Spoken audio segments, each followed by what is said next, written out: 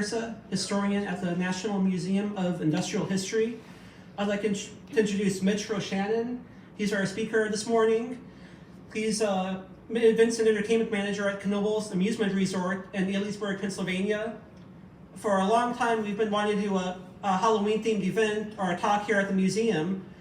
But it wasn't until we met Mitch, was a year or two ago, that we finally found somebody who really has the skills and the interest to do a justice to Halloween and still do it in an appropriate way for an industrial history museum. So I'm really looking forward to his talk, just in hearing little snippets of what we're going to be learning about. I've learned some facts about industrial operations, companies almost in our own backyard that I never even knew existed. So Mitch will tell you more about himself, and enjoy the talk.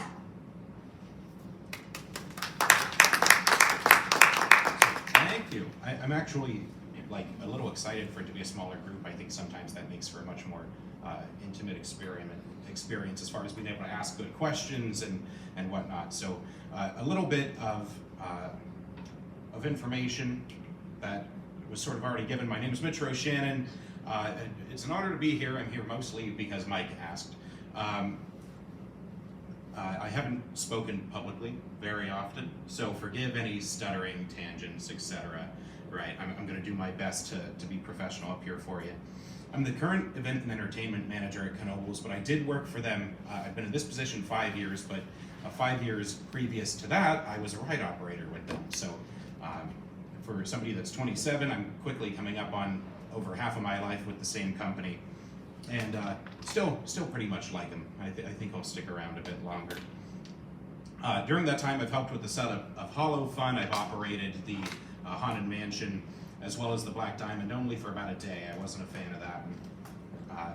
And I've helped with the setup for Hollow Fun with our haunted antique cars. On top of that, I'm a lifelong horror fan, so I know we were talking about some movies a minute ago. The first movie I ever watched horror-wise with my mother was When a Stranger Calls. For those that don't know, that's where the call's coming from inside the house. That's where that idea comes from.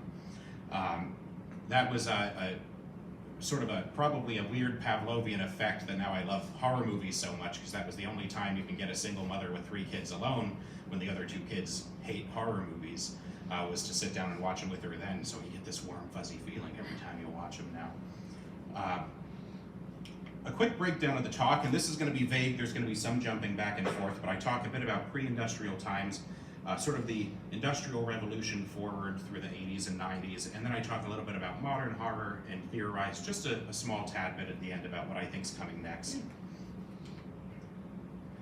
There's a lot to go over though, so we'll try and keep it fast. Throughout the presentation, I'm going to try my best to contextualize things with how unrelated industries ended up becoming involved and innovated into the horror space. So we'll start with an example of that first and foremost with roller coasters. I assume we have a couple roller coaster fans here, in the audience. So the roller coaster is interesting because there's some debate on when its start was, and it depends on what you consider to be a roller coaster. Rick Knoebel and I on our first trip got into a heated discussion with each other about whether or not these first examples are roller coasters. In the 16th century, the Russians started inventing ice slides. Simple enough, some of them looked like this example that I have up here, where they would build basically a giant ramp, throw water on it, let it freeze, and then you can sled down it, hopefully not off to the right or left. Other examples for a little bit more safety, just put the wood right along large mountains. Some of them up to 70 to 80 feet tall. In the 18th century, the French would adapt this a little bit. Having some warmer summers, they wanted to make sure they could still engage in this stuff during the summer. So when they have a little bit more heat, so they started adding wheels, but otherwise it was very much the same principles. A wooden ramp, a wheeled device sliding down. Rick Knoebel believes that that's the first roller coasters, but I say no, that's a sled. That's not a roller coaster. I think the first roller coaster is what LaMarcus Thompson made, the man who's pictured up behind me, inspired off of the, I believe it's pronounced Mach Chunk Railway. The Lehigh Valley Coal Company made that in the 19th century.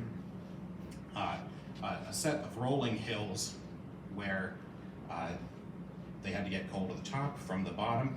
They put mules inside the cars, push them down, and let them have a ride down to the bottom before they had to pull the full cars back up. So perhaps our first roller coaster riders were actually mules. Doesn't take long for people to realize that that looks like a whole lot of fun, and vacationers start asking if they could ride down them as well, eventually getting so popular that the coal company had to move coal during the day and designate the evenings for vacationers to ride. Lamarcus Thompson sees that. It doesn't take long for him to think, you know, I think I can make some money off of that. So he builds the Switchback Railway at Coney Island. This was the first track built specifically for entertainment purposes. Tame by today's standards, you'd go a whopping 6 miles an hour, and was fully gravity fed. Because of that, you'd ride to the bottom. A winch or a mule, something to that effect, would have to pull it back to the top depending on when you would go see it. And riders would have to go back up a giant flight of stairs to ride again, climb a mountain, get back to the starting point all on their own. You paid a whopping nickel to ride that. That's about $1.25 today.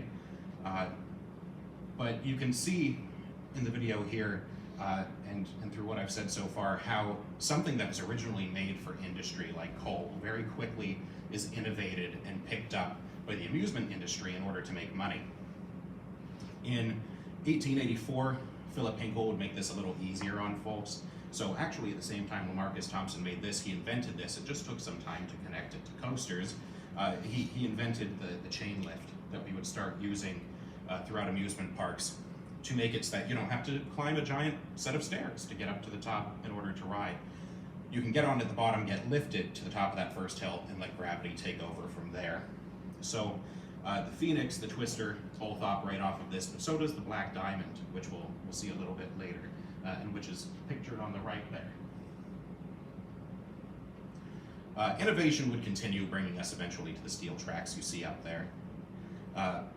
With that example given, though, let's not get too far off track, pun intended. There's a lot to go over before we hit the modern era, so let's get to it. So for as long as there have been people we've been looking to scare each other, whether it be through stories, jump scares, etc., we've always been interested in that, and that's because of a very simple process that happens in our brains. We can basically trick ourselves. When we get scared, we get an adrenaline rush that releases endorphins and dopamine.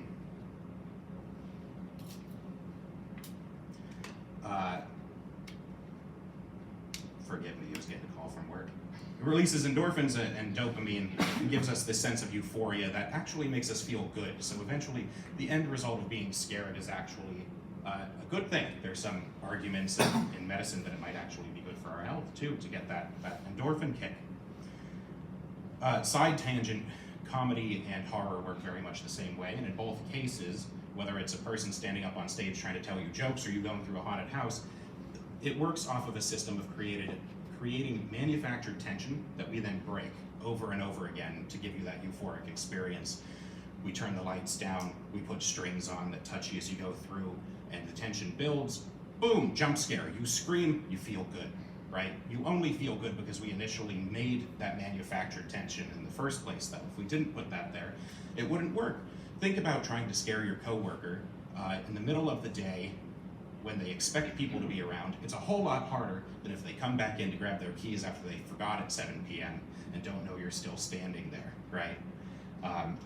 The environment is doing the vast majority of the work for you.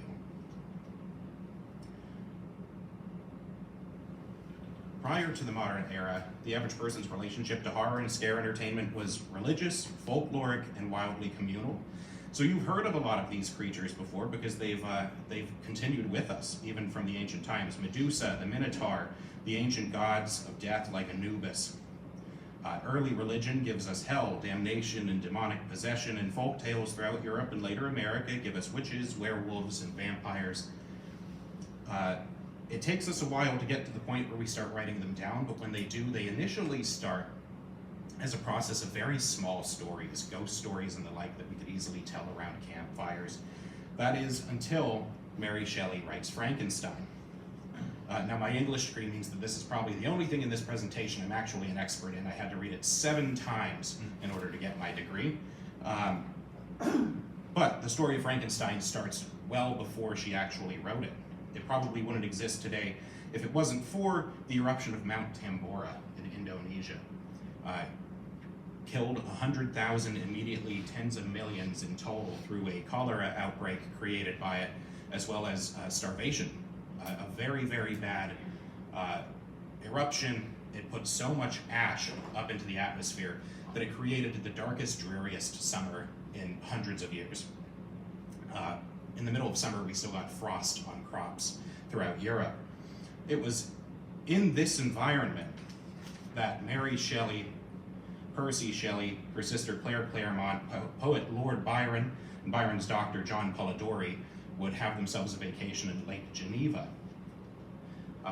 There, with the weather being so bad, they would stay inside mostly reading off dark poems and ghastly stories to one another. When Lord Byron finally gets sick of it and says, "That's it, we can do better than this. Almost all of us in this room are writers. I want to throw down a challenge. We're each going to write a horror story and see who can do the best." Mary Shelley struggled significantly. For the first 3 days, she had nothing until a nightmare that she was awoken from by a stroke of lightning gave her the idea for Frankenstein, a reanimated corpse come to life. That Frankenstein is the one that we know and love, and is actually one of the only novels that is still heavily read out of that group. It would influence horror for years to come. Edgar Allan Poe, Dr. Jekyll and Mr. Hyde, The Picture of Dorian Gray, The Great Godpan, and Robert Chambers is The King in Yellow. If I were to suggest any of them to you, I'd suggest that one. All influenced by it, as well as just about all horror you can think of today. It comes back to that idea of reanimated corpses. What does it mean for us to live in a world with or without a god, and so on. So many of those tie back to this early work. Meanwhile, as literature is catching up, Celtic festivals, one of the worst words you're going to see spelled on this screen is pronounced Samhain, brings the ideas of costumes to us, right? They would dress in costumes made of animal pelts and heads in order to hide themselves from the spirits that they believed could enter the world at this time. In the 7th century, they'd be conquered by the Romans, and that festival would grow and merge and continue to merge straight through to the Americas, where we would have the large Halloween festivals, parades, and celebrations that we have today. But in the 1800s, horror entertainment was just taking hold with a couple of tests. These tests looked like, first and foremost, freak shows, which were made popular well into the 1940s. They introduced guests to some of the gruesome deformities and horrific or painful looking feats. Many of them fake. The 3 examples I have up here are all real. We have Annie Jones, the bearded lady, right there. We have Myrtle Corbin, the 4-legged girl, and Chang and Eng Bunker.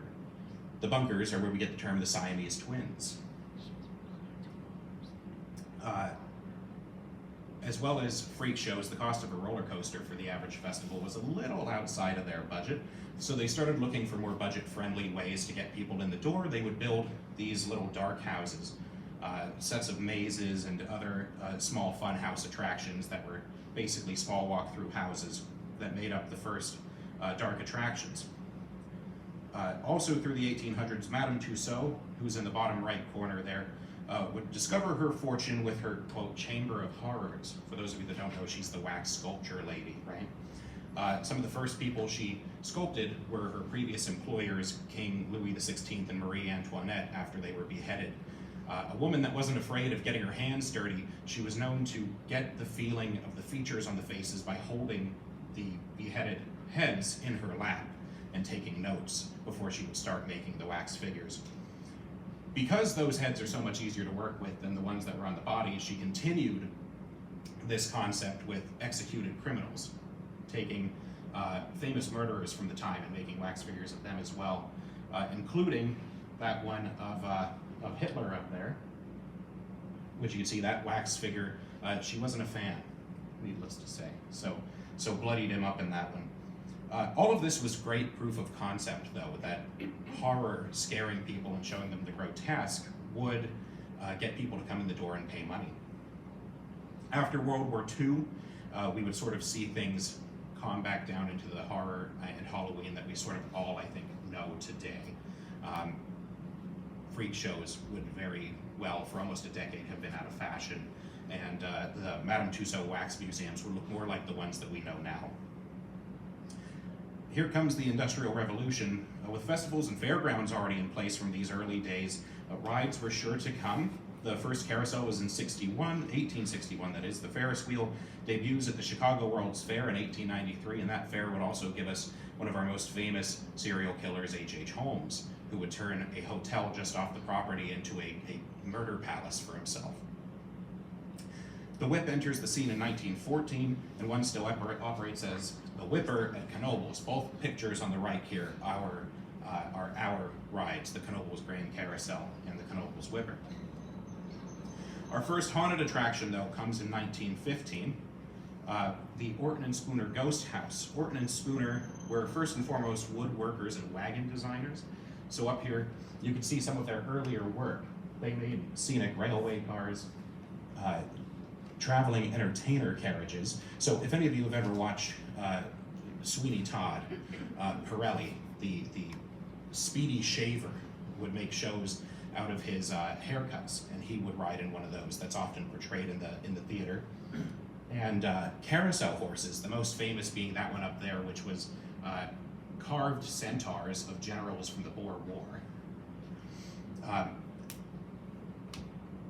By 1915, though, they would have created the Orton Spooner Ghost House, called the Orton and Spooner Ghost House, likely because of their painting and woodworking on the outside, not the mechanics itself, which would have been done by a different gentleman, Patrick Collins, a fair ride salesman and later British politician.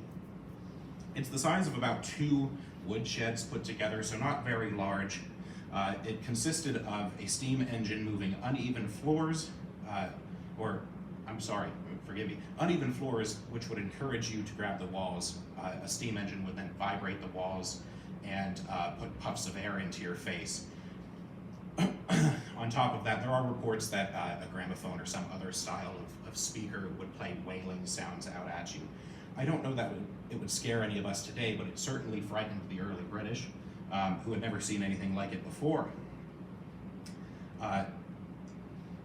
It was very representative of early scare houses, sort of for the next decade or two.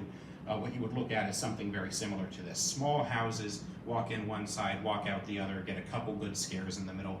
Nothing realistically important or showy enough to have somebody show up just for that. So rather than traveling alone, they would travel to fairs and circuits, much like some of these small rides do today, or follow along with bigger acts such as those freak shows or Madame Tussauds wax figures when they would travel early on. Just 13 years later, in 1928, Pretzel Dark Rides, I told you it was in the presentation, we couldn't talk about it yet. Pretzel Dark Rides would patent the single rail dark ride. These pictures here are of their original patents. Good for dark rides in that the single rail means that it can have a tight turning radius, both working to our benefit with jump scares, but also with keeping a small footprint so they could easily be moved. Founded by Marvin Renfer and Leon Cassidy, they had originally bought and ran an amusement park called Tumbling Dam in Bridgeton, New Jersey. It's now called Sunset Lake. There they upgraded a variety of rides, and Cassidy specifically wanted an old mill. An old mill, at Knoebels it's an ice cream shop, but originally the old mill referred to a collection of cavern boat rides. Imagine the motorboats at Knoebels, if you will, if it was fully enclosed with eerie scenes placed throughout. Obviously a little expensive to try and put one of those together. Quite a bit of architectural work has to be done. So they said, let's see if we could do a little better with that, because we don't quite have the money for an old mill. They managed to make a single rail powered car that could act as a dry version of old mills from an old Dodge car. So they took an old bumper car and basically turned it into this. The 1929 Pretzel Dark Ride cost about $1,200, a little over $22,000 today, and came with 5 cars, 350 feet of track, and the ride lasted about a minute and a half. I'll show you some of these quick before we move on, because I have a video of one of their early ones as well. So this is the pretzel dark ride track from Knoebels, so you can get an idea of their patents, I think, a little better than the pictures. Right along the top here is just a section of the rail where you can see that there's actually two rails. One that the car rides on, and this one that's sort of tucked underneath it, that is the electrified rail. They had two certain types of cars, this bathtub car that we use at the park, but they also had the, where their name comes from, the pretzel car, that had this pretzel design on the front that was used as a counterweight to make sure when it was going up hills, the whole car wouldn't just fall back and tumble the people out of it. Underneath, you can see, here's a front view, the wheel following that track, a little mechanism here that's keeping constant pressure against that electrified rail. The electricity goes up through there to a wire to this back engine, which connects to that train that's going to move this back axle to take you through the attraction. So each car in this case is patented with its own motor, as opposed to many other rides which connect to a larger motor that connects all the cars together, meaning that when something's wrong, all you have to do is take a single car off and correct just that one car rather than closing down the entire ride. As I said, I have a video here for you that shows one of their old castle rides, one of their movable models. In the top left there, you can see their a 1930s version of one of their pretzel rides. It was a tinted version they'd taken to the Canadian National Exhibition, and there they made about $4,000. That's buku bucks at the time. Like I said, $1,200 equals about $22,000 today, so that's not bad for just one fare. The pretzel company later, under just Leon Cassidy, would switch to T-rails like those created just right over in Danville for mining rails. And for those curious, they received their steel from West Virginia Iron and Steel Co. So how did they scare people? Besides darkness, as you can sort of see in here, now they're riding in plain daylight, so not the best example. But besides darkness to set the mood, they had a variety of tripwire style mechanisms, and a variety of other cheap tricks, such as I mentioned earlier, strings dangling from the ceiling. Bill Cassidy said of his father the cheapest trick he ever made cost about 10 cents. It was just dangling those strings to feel like spider webs passing over you. So we can come back to this video if those are interested later, but I want to go over some of the early tricks that Pretzel Dark Ride Company used. Almost all of these use a very simple mechanism, as does most of manufacturing. It's the idea of a command, an action, and a return. So in each of these cases, one thing causes another thing to happen, and then that thing is already arranged to return back to its starter position to do it again. So down here is one of their early trip wires. As you can see, in most of these, you can see the rail right next to it, because the car itself is going to be the trigger, rather than it being a button or anything that's going to then cause the action. The car itself does. So in this case, that metal rod you see right there coming off of that would pull back as the car comes over it and make something like this little skelly head move. Ooh, very spooky, right? All of these other three here are sound machines. This one would knock over moving a bunch of ball bearings. This one would pull a bunch of cowbells, and this one would clang down on a cymbal. Some of their most complicated were things like our buddy here, Al E. Gator, as they called him, who's just a gator head inside of a bucket. Using a very simple, similar tripwire system, it would pull that bucket down, let the alligator head slide out, and in later models would just, open and close his jaws a little bit for you. Not very sophisticated. Over time, they would start to develop other rides, as well as these dark rides such as the Whirlo and the Kitty Turnpike.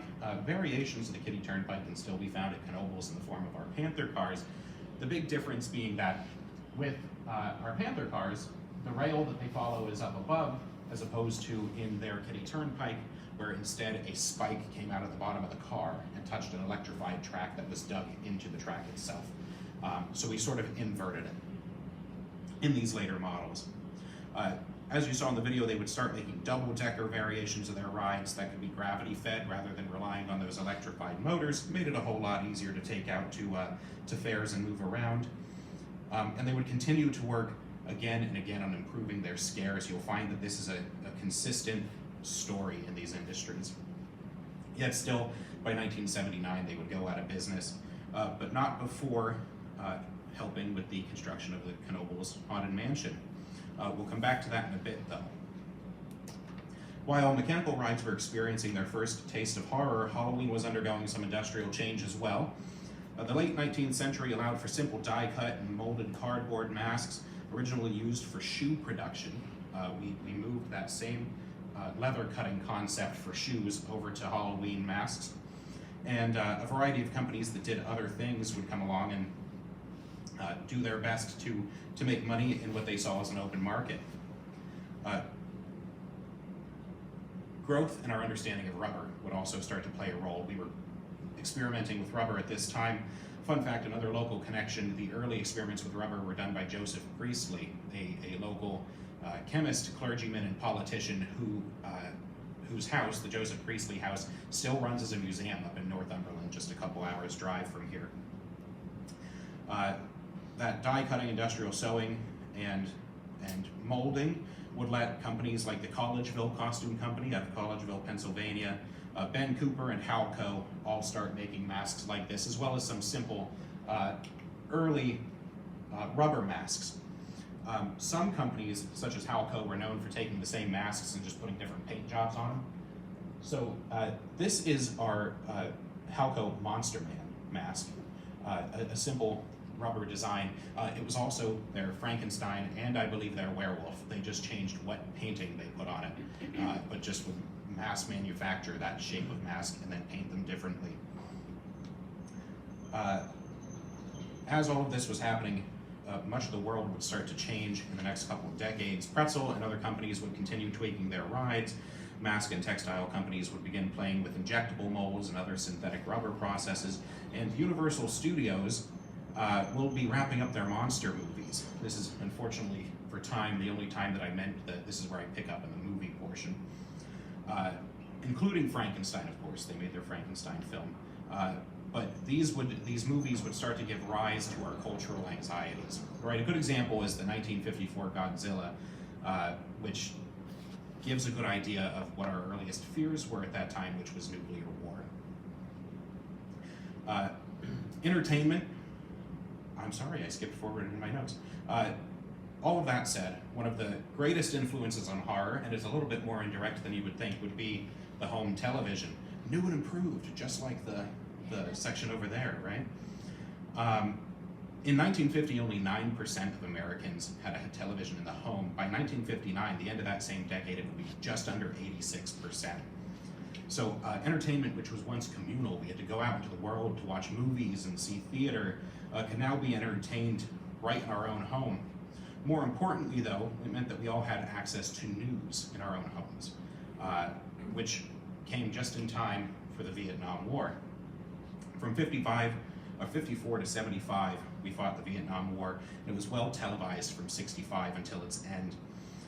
That television coverage was mostly positive until the Tet Offensive in 68, where blared into the homes of Americans was the death of 2,100 of our soldiers in one offensive.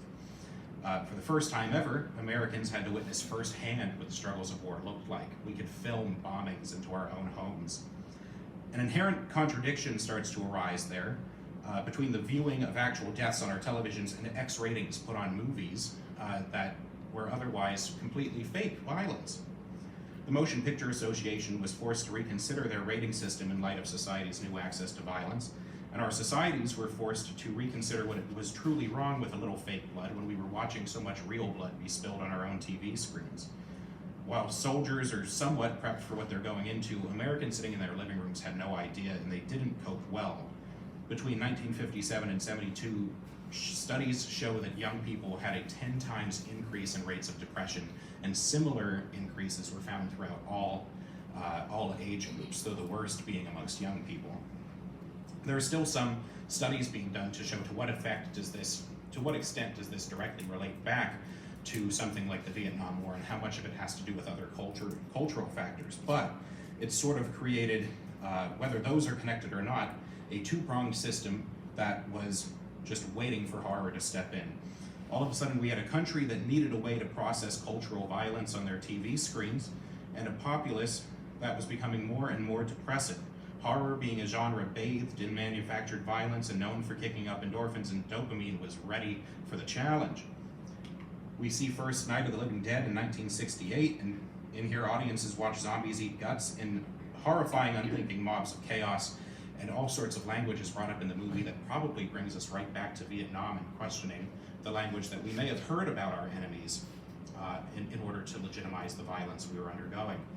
Walt Disney in 1969 would open the Haunted Mansion using similar theater effects that I mentioned earlier. The Pepper's Ghost illusion, which you see below, and I can talk about more in the Q&A if people are interested, and scrim effects, which is using light and simple lighting effects as well as scrim fabric in order to make things visible that were once not visible. Easy and very cheap for creating jump scares.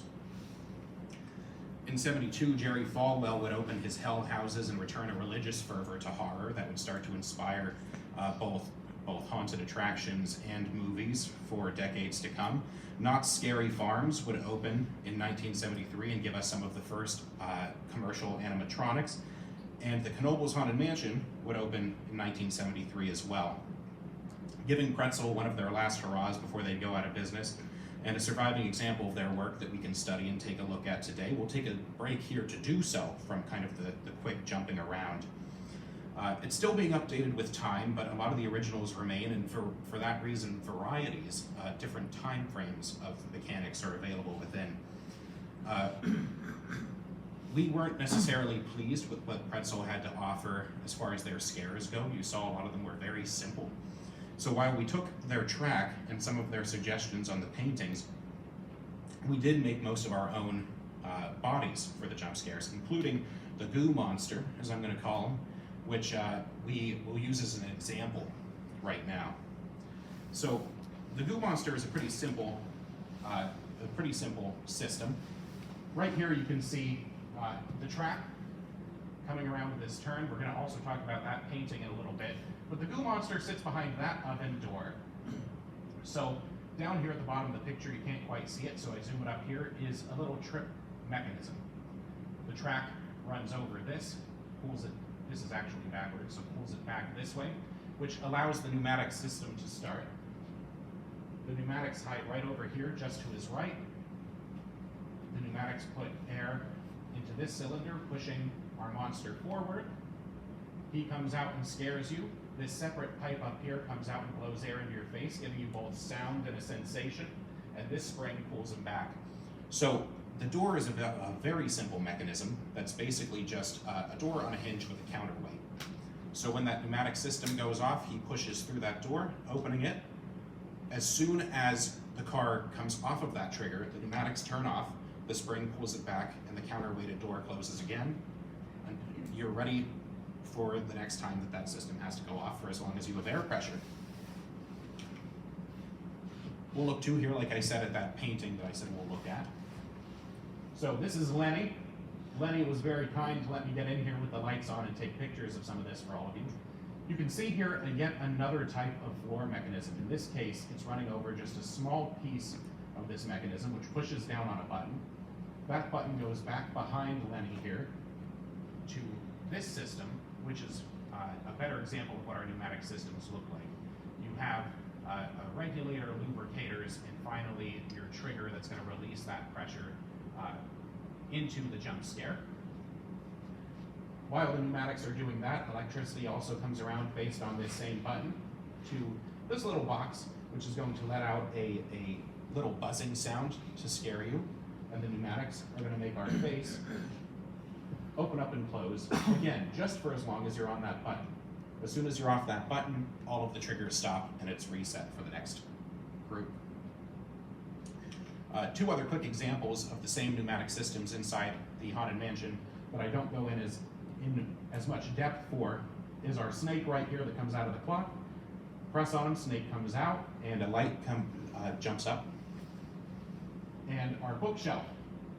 Very simple but very heavy. It pushes forward, and to make sure it doesn't go anywhere else, has two counterweights of lead-filled PVC pipes to make sure that it doesn't go anywhere it shouldn't. There is also a safety. You can see the backup on here that comes to the front. If this bookshelf pulls too far, it's a release that'll turn off the pneumatic system. Even if somebody were to stop on top of it, it won't continue to push it forward and hurt anybody. Now, we have some more mechanical animatronics inside here too, and you can get an idea looking at these pictures of just how handmade most of them are. Our wizard buddy here works with a little electrical motor that sits underneath this oddly shaped piece of wood. That oddly shaped piece of wood is spun by the motor, and the odd shape of it continues to push these little guys back and forth, creating the effect from the front and side that you see here. Now in this case, rather than turn on the power because they were doing some mechanical work inside, Lenny just moves it for us. But it gives you an idea what that effect would look like. Our, to a much lesser extent, our organ player does the same thing, and you get a nice shot of what's underneath that cloak. You have a electrical motor here, an electrical motor here, that spins this uneven piece of wood, which consistently knocks up against this pivot right here, causing him to just rock back and forth slowly, again and again and again. He's not what we would consider to be a main jump scare animatronic. He's back to that original idea of setting tension. We need something for you to look at so that you're not paying attention to the snake behind that clock to your left that you're about to turn and see.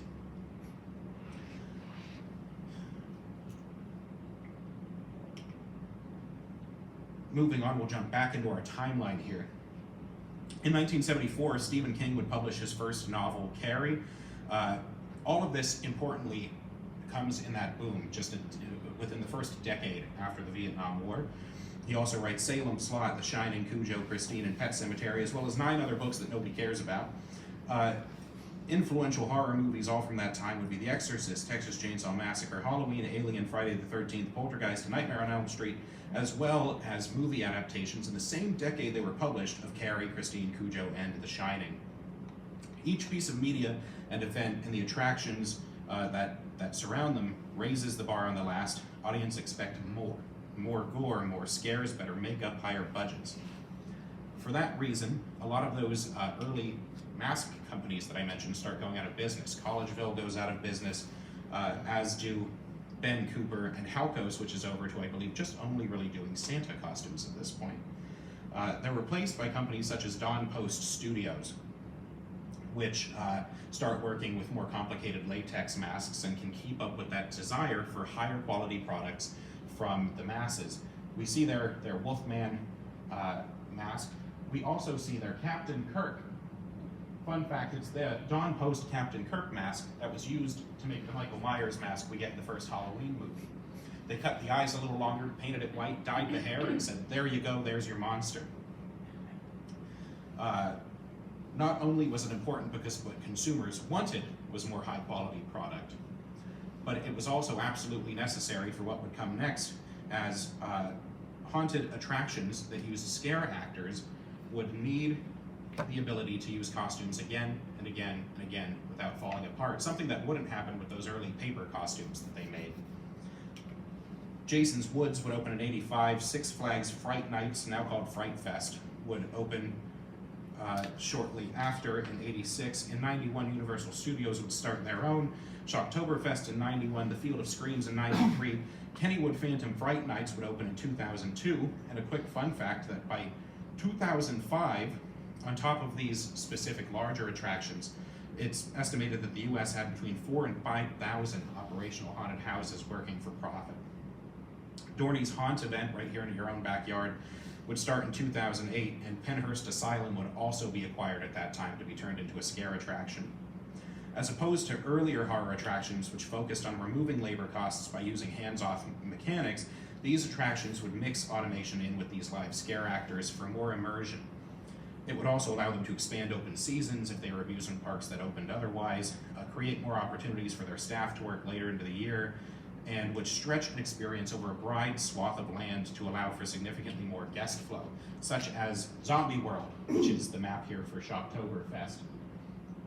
besides a main thoroughfare here, they have a variety of attractions throughout that could each be paid for individually, as well as food and whatnot. By putting it over that large swath of land, they can have thousands of visitors in one day and make significantly more than they would by needing to queue people through a single haunted attraction. Horror media would continue to set the bar, though, for what people are expecting. We would see It, Silence of the Lambs, Scream, The Blair Witch Project, Final Destination, The Ring. We would see both Saw and Hostel come out, as well as The Strangers by 2008. This would give us the era and genre that we call the torture porn genre. The idea being violence for violence sake, and as much of it as we can possibly give. Often the movies, especially early on, would focus less on narrative and more on those guts and gore. Though later people would start trying to find artistic ways to try and connect them. The Strangers is perhaps a better example of that. Considering who I'm here with today, you're probably thinking, where's Knoebels fit in with all this like guts and gore and continued violence? We're a little late to the game, but for good reason. It would take us until 2009 to agree that the best way we can continue is to be an alternative to everything I just mentioned. A family-friendly option for a Halloween attraction that doesn't look to scare children, but gives you somewhere you can take your tiny tots during the season. We would open it as Hollow Fun in 2009, but there were a few years where we decided to pilot things before that, including what we still call Phoenix Fall Fun Fest, which is an ACE-specific event for coaster enthusiasts. Other than what we normally have out in decorating, we would add a haunted attraction that isn't for all ages and is warned to not be as such in the haunted antique cars, which we still put together every year, and we had the Haunted Mansion as well at the time. At its opening, those were the only two scare attractions we had that we suggested to folks were not necessarily friendly to all ages. We look to fill a niche in Halloween that's available for all ages using some of the same techniques as other parks. We decorate, such as you can see our neon sign there. We would add a variety of animatronics, such as these two. And we'll give a listen to that because I caught something wonderful I didn't think I would.